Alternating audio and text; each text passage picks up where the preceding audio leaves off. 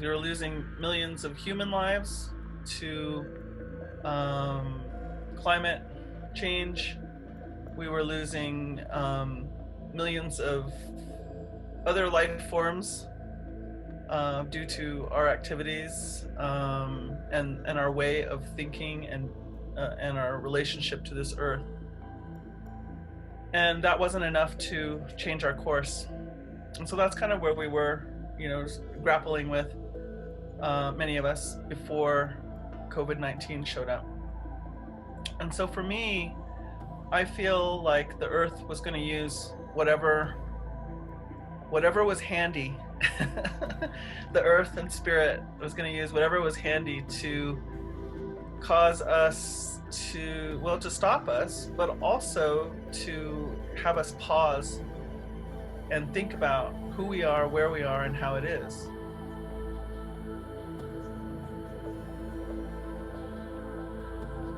One thing that I've been thinking about a lot is that most of what I'll call modern world paradigm really has a hard time acknowledging that there are other humans who live on this Mother Earth under the same sky, under the same sun, same water, same seeds, same breath, and yet the way they go about being here, their understanding of being here is radically different than modern world paradigm.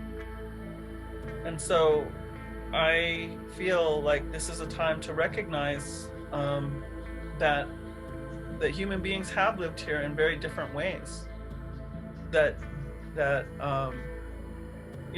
even then there was still some massive course corrections that went on, even with people who were on some level. I'm talking about Indigenous people, were trying to align with the Mother Earth plan.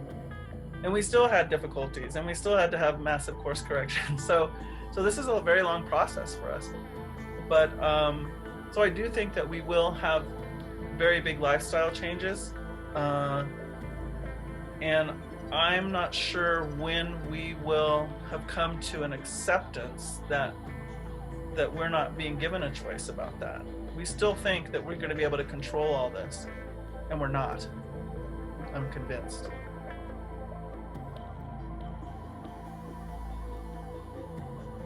There's a lot of confusing and oppositional rhetoric being generated.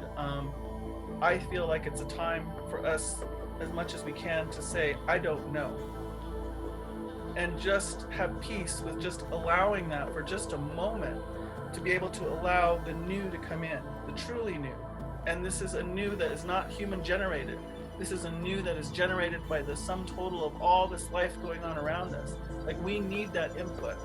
We are not the only game in town. We really have to have that input. And so this wave of willingness that sweeps over the land, as an activist, I feel like I have to be prepared to put up that firm wall and say no. And at the same time, when I see that shift happening in those that maybe opposed me before, and they start having this wave of willingness, I have to be able to turn and be able to bring them in. And so that's a very, very profound spiritual maneuver that we're being asked to do. But if we continue to instead, with ego, point fingers and yell and say, I've been telling you that for 10 years, and now you finally, if we just keep that oppositional part going and we never come to, ultimately that's what we want. We want to be working together to understand how to be moving with life. And so we're going to have some spiritual maturity.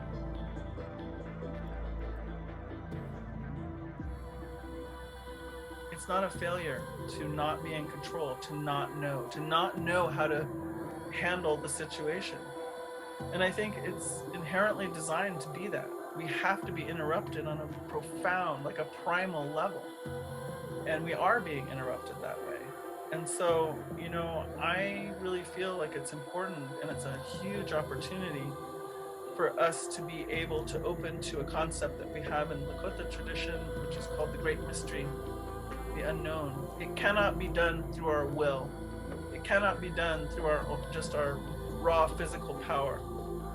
And so we have to come to the end of what we are capable of, what we know ourselves to be capable of. all of our tricks, resources, everything, all used up, and there's still more to be done to keep this vow. And so then what happens is the mystery comes. The mystery comes to pick you up where you meet that place. And so I say we fall against the mystery door. And when that mystery door swings open, that's when the good stuff, the really powerful medicine, solution upon solution, answer upon answer comes in ways that we never conceived of before. And new relationships are proposed in the spirit world with the rest of the living community around us. And so we are taken into a deeper and evolved, I'll even say, relationship with everything around us, if we can humble ourselves to meet that place. So I'm going to say that that's a really important part of this process. To be, scrambling to get all the beans you can find and all the toilet paper you can find and all the, that's not really allowing yourself to come to the end. You're still thinking you're going to control this. You're not. We're not. So I just really encourage us to not see that as failure, to not know, to go ahead and be comfortable in that place.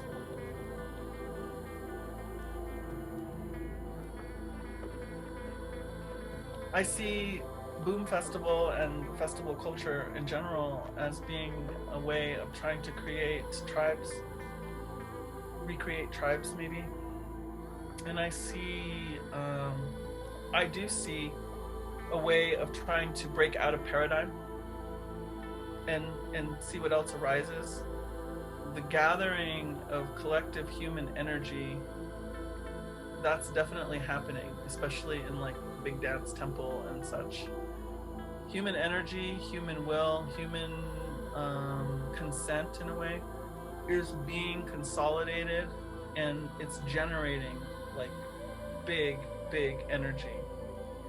We can generate energy like that, but I think it's really important if we're saying that we're standing for life, light, and love, that we really attend to where is that energy being channeled to, that's being collected.